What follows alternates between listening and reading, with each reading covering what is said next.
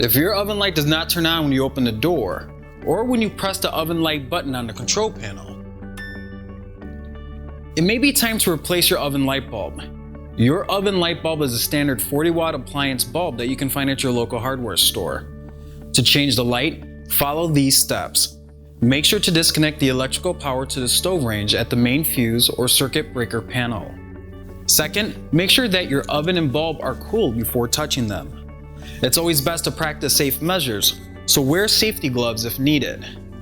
Your oven light is located in the back of the oven. It's best to remove the oven racks for easy access.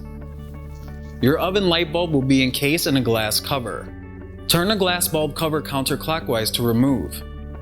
Turn the bulb counterclockwise to remove it from the socket. Insert the new bulb and turn it clockwise. Insert the glass bulb cover and turn it clockwise. Now you can reconnect the power to the stove range. Here's a quick tip. If you find that the glass bulb cover is tightly snug, use an adjustable strap wrench to help loosen it.